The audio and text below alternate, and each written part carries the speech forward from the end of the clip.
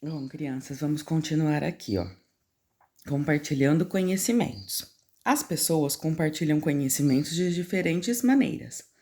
Umas das formas mais antigas, que é por meio da oralidade, que é por meio de uma história, que é por meio de um canto, que é por meio de um conto, que é por meio de uma lenda, tá? Histórias, costumes, ensinamentos, canções, poemas e outros podem ser compartilhados desta maneira.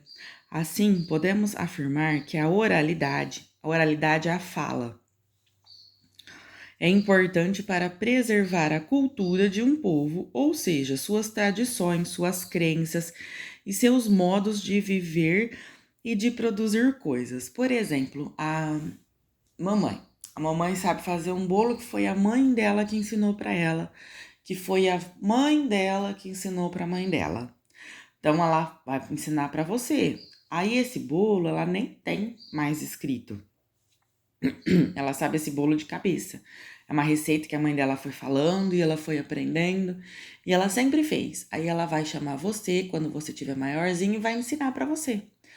O papai vai contar pro filho uma história que o pai dele contava, que o avô dele contava. E isso é passado de geração em geração. Uma história, um costume, uma maneira, uma forma de fazer. Então, isso é por meio da oralidade, da fala. Contar histórias, por exemplo, faz parte da cultura de diversos povos. No Brasil, são conhecidas muitas histórias de origem indígenas, africanas ou contadas por imigrantes de diversos locais do mundo. Geralmente, essas histórias não passam de são passadas de gerações em gerações, das pessoas com mais idade para as mais jovens. Por meio dessas histórias, os jovens aprendem costumes da comunidade, por exemplo, e podem ensiná-los no futuro. Então, aqui, você conhece algum exemplo de tradição oral? Alguma história que o papai, a mamãe, alguém contou para vocês? Peçam aos seus familiares que narrem alguma lenda ou história que ouviram quando eram criança. No caderno, registre um resumo dessa história contada. Depois que vocês registraram essa história contada no caderno, nós vamos usar um material de apoio para elaborar uma história em quadrinhos inspirada nas narrações que você ouviu. Então, nós vamos lá atrás, lá no material de apoio, que aqui, nesses quadrinhos não vão tirar da apostila, tá?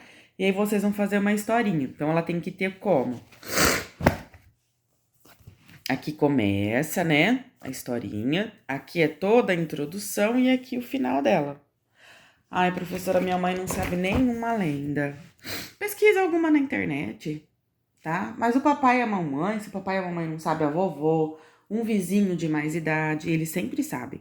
Uma lenda da mula sem cabeça, do Saci Pererê, de alguém que subiu no cavalo, quando andava a cavalo e morava no sítio.